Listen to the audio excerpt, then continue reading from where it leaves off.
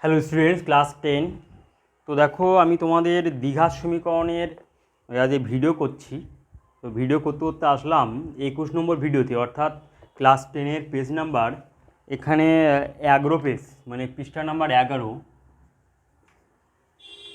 পৃষ্ঠা নাম্বার 11 পেজের তোমাদের যে কোষে দেখি 1.2 এর যে দ্বিঘাত সমীকরণের 4-এর 8-এর দাগের অঙ্কের ভিডিও করছি। তা এর আগের যে ভিডিওগুলো আমি করলাম সেই কনসেপশনের ওপর ভিত্তি করে আমি এই ভিডিওটা স্টার্ট করছি। ওকে, তো দেখো, এই অঙ্কটা কিন্তু স্টার দিতে পারো, একটা স্টার দিতে পারো, অঙ্কটা কিন্তু একটা বা দুটো স্টার দিতে পারো, অঙ্কটা কিন্তু মানে হচ্ছে ভালো অঙ্ক, আসতেও পারে তোমাদের পরীক্ষায়। তাহলে এইভাবে লেখা যেতে পারে যে বা এখানে উভয় পক্ষে লবে কিন্তু x-2 এখানে কমন দেখা যাচ্ছে, তো এখানে কমন নিতে পারো। তাহলে x-2 এখানে কমন নিলে এখানে পড়ে থাকবে কি, দেখো 1/x+2 plus 6/x-6 equal to 1। তাহলে এইরকম একটা রাশিমালা এখানে আজকে পড়ে থাকবে। তাহলে এখানে লেখা যেতে পারে বা x-2, তাহলে এখানে ব্র্যাকেটের মধ্যে ক্যালকুলেশন করলে তাহলে কী হবে, x+2 আর x-6, তাহলে এখানে হবে x-6। তাহলে এখানে এই রাশিমালাকে x+2 দ্বারা ভাগ করলে তাহলে 1 পড়ে, এখানে x-6 পড়ে থাকবে, এখানে 1-এর সাথে গুণ করলে x-6 হবে, প্লাস এখানে এই রাশিমালাকে যদি x-6 দ্বারা ভাগ করা তাহলে x+2 পড়ে থাকে, তাহলে 6-এর সাথে এখানে গুণ হয়ে যাবে, তাহলে x+2। তাহলে এখানে তোমরা দ্বিতীয় বন্ধনী দাও ইকুয়াল টু 1। তাহলে বা এটাকে এইভাবে লেখা যেতে পারে x-2 ব্র্যাকেট ক্লোজ, তাহলে এখানে ব্র্যাকেট স্টার্ট হচ্ছে x-6 plus 6x plus 12 divided by, এখানে গুণ করলে তাহলে কী হবে, x² x আর x গুণ করলে x², এখানে x আর -6 প্লাস 2x মাইনাস 6 দুগুণ 12 ইকুয়াল টু 1। তাহলে বা x-2, তাহলে এখানে দেখো, তাহলে ক্যালকুলেশন করা গেলে এখানে কি হবে, দেখো এখানে 6x, এখানে হবে 7x, সে আছে 7x, আর এখানে হচ্ছে প্লাস 6 হবে ডিভাইডেড বাই x², এখানে হচ্ছে -4x -12 ইকুয়াল টু 1। এইভাবে লেখা যেতে পারে। এবার দেখো যে তারপরের লাইনে এইভাবে লেখা যেতে পারে, তাহলে x-2টা এইভাবে লেখা যেতে পারে বা 7x plus 6 divided by x² -4x -12 equal to 1 divided by x-2। এবার লেখা যেতে পারে, যেহেতু এখানে এই x-2টা গুণ আছে, এ পাশে গেলে ভাগ। এবার যদি আমরা কোণাকোণি গুণ করি, তাহলে কোণাকোণি গুণ করলে তাহলে কী হবে, দেখো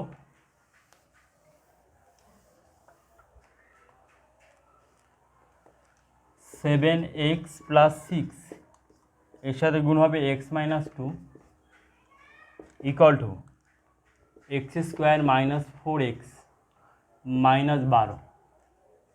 তাহলে বা কী হবে, 7x² আর 7 দুগুণ 14x -14x আর প্লাস 6x, দেখো 7x আর x গুণ করলে 7x² 7 দুগুণ 14x আর 6x আর মাইনাস 6 দুগুণ 12 ইকুয়াল টু x² -4x -12। তাহলে উভয় পক্ষে -12 কাটা, তাহলে বা কী লেখা যেতে পারে, 7x² -x² আর এটা হবে 14, 8 হচ্ছে 14 -8x প্লাস 4x আর x² তো এই পাশে চলে আসলো ইকুয়াল টু 0। এইভাবে লেখা যেতে পারে ইকুয়াল টু। তার পরের লাইনে দেখো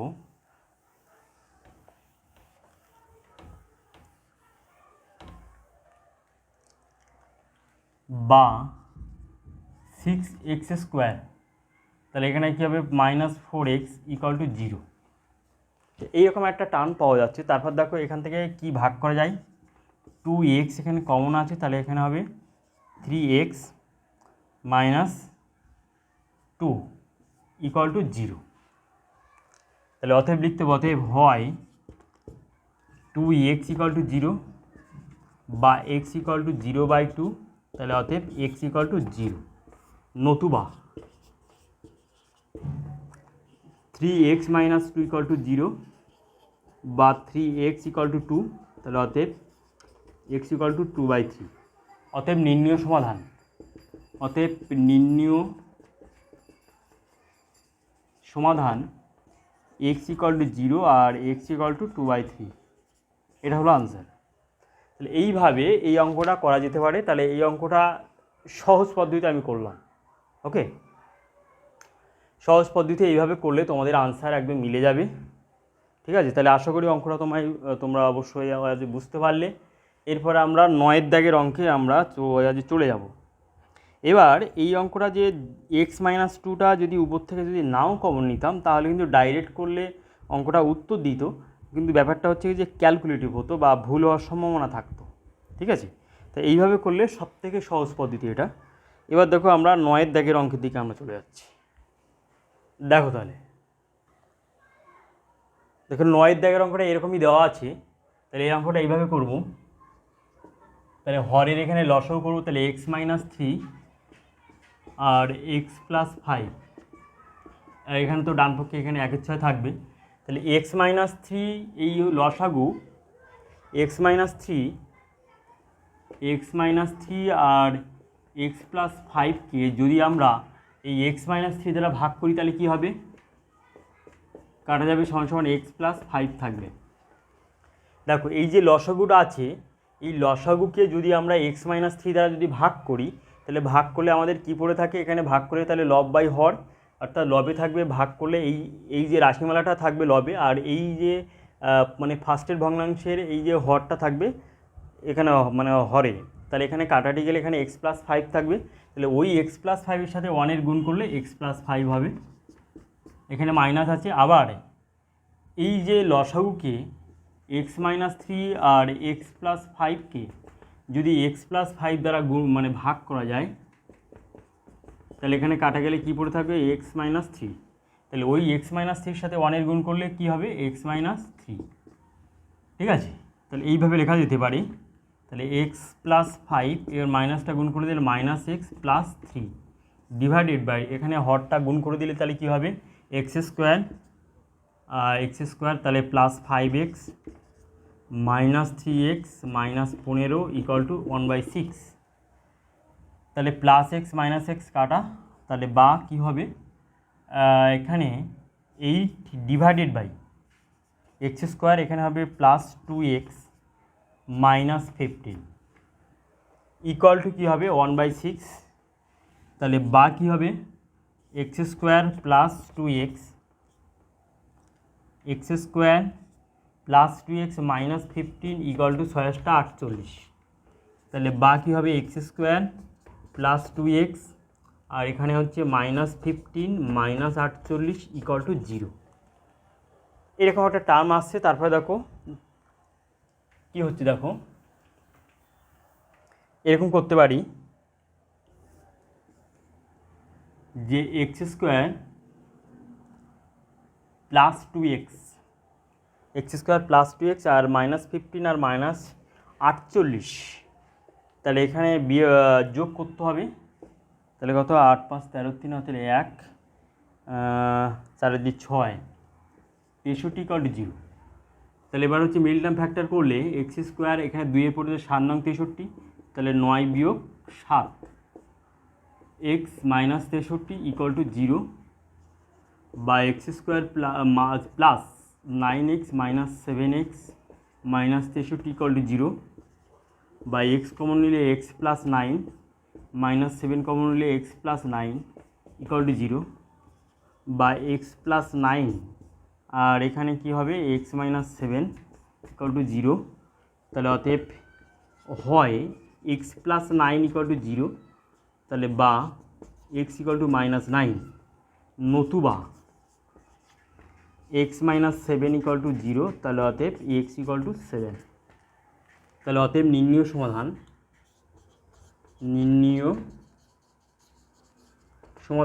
x ইকুয়াল টু -9 আর x ইকুয়াল টু 7, এটা হলো উত্তর।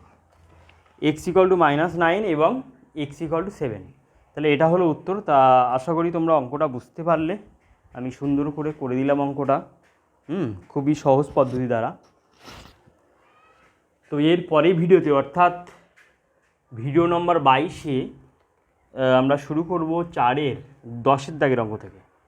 হ্যাঁ, 4-এর 10-এর দাগের অঙ্কটা এখন করলেও হয়, ঠিক আছে আমরা 10-এর দাগের অঙ্কটা করি এখন। দেখো এরপরে তাহলে 10-এর দাগের অঙ্কটা দেখো 4-এর 10-এর দাগের অঙ্কটা এইরকম টাইপের একটা অঙ্ক আছে, যে এক্স প্লাস 1/2, না 4-এর 10-এর দাগের অঙ্কটা এখানে আছে যে x by x plus 1 plus x plus 1/x equal to 2 পূর্ণ 1/12। তাহলে এই অঙ্কটা এইভাবে করা যেতে পারে। তাহলে মনে করি এক্স প্লাস 1 ইকুয়াল টু, ধরো যে কোনো একটা রাশিমালা ধরতে পারো, ধরো পি ধরতে পারো বা এম, ধরো পি ধরো, হ্যাঁ এটা ব্র্যাকেটে লিখে নাও। তাহলে বা কী হবে, P plus 1/p equal to 12 × 24 একে 25/12।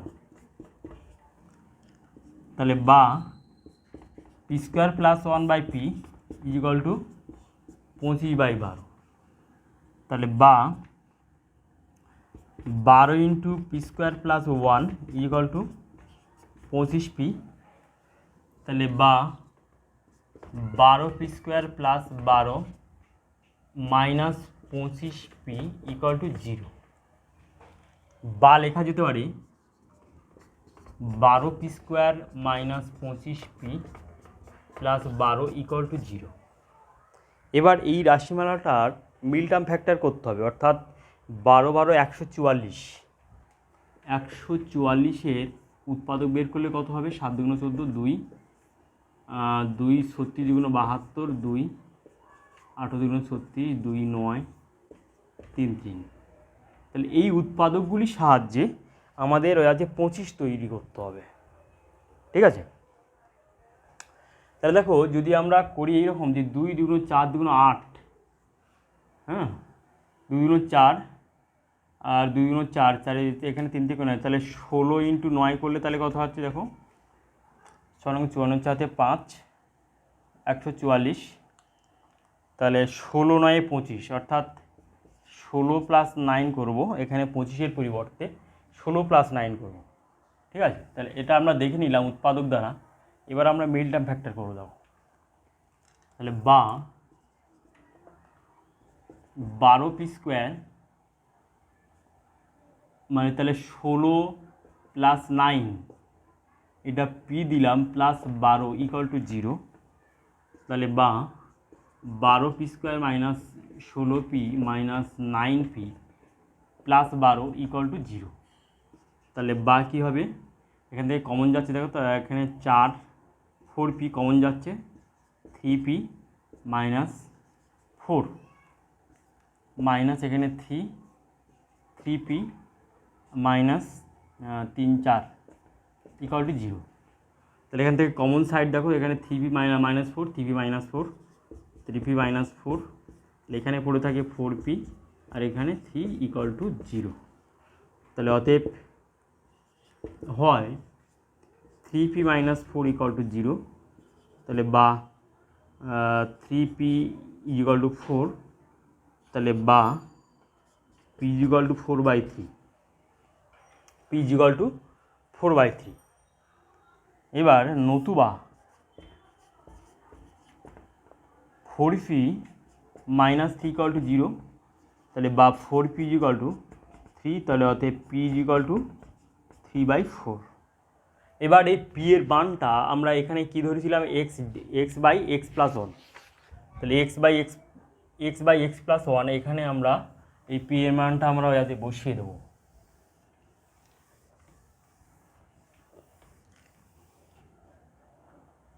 ওখানে তো মুছিয়ে দিলাম, ঠিক আছে। তাহলে এই পিটা তাহলে কী হবে, তাহলে অতএব p ইকুয়াল টু 3/4। তাহলে বা লিখতে পারি যে x/x প্লাস 1 ইকুয়াল টু 3/4। তাহলে কোনাকুনি গুণ করলে কী হবে, তাহলে 3x plus 3 equal to 4x, তাহলে বা 3x minus 4x equal to -3, তাহলে -x ইকুয়াল টু -3, তাহলে অতএব x ইকুয়াল টু 3। আবার লিখতে হবে যে অতএব p ইকুয়াল টু 4/3 ছিল, তাহলে x divided by x plus one equal to 4/3। তাহলে কোণাগুণ গুণ করলে 4x plus 4 equal to 3x। তাহলে 4x minus 3x equal to -4। তাহলে অতএব x ইকুয়াল টু -4। তাহলে অতএব নির্ণীয় সমাধান x ইকুয়াল টু 3 আর x ইকুয়াল টু -4, এটা হলো আনসার। ঠিক আছে, x ইকুয়াল টু -4 আর x ইকুয়াল টু 3। তো আশা করি তোমরা অঙ্কটা বুঝতে পারলে। অঙ্কটা খুবই ইম্পর্টেন্ট তালিকার অঙ্ক। তা প্রথমে আমরা এখানে পি এর মানগুলো এখানে আমরা পেয়েছিলাম p ইকুয়াল টু 3/4, আর একটা পি এর মান এখানে পেয়েছিলাম 4/3। তাহলে এবার পি এর মান আমরা প্রথমে ধরেছিলাম কি x divided by x plus 1। তাহলে ওই x divided by x plus 1টা এখানে মানে বসিয়ে আমরা এক্সের একটা ভ্যালু পেয়ে গেলাম। আবার দ্বিতীয় পি ইকুয়াল টু 4/3 এখানে বসিয়ে আমরা এক্সের অপর একটি মান পেয়ে গেলাম। তাহলে এইভাবে অঙ্কটা সমাধান করা যেতে পারে। তো আশা করি অঙ্কটা বুঝতে পারলে। এর পরের ভিডিওতে অর্থাৎ 22 নম্বর ভিডিওতে আমরা 11 দাগের অঙ্ক থেকে করব, এবং 11 দাগের অঙ্কটা খুবই ইম্পর্টেন্ট অঙ্ক, অবশ্যই দেখবে তোমরা। তো আজকের অনলাইন ক্লাস নম্বর 21 এই পর্যন্ত। ওকে, বাই।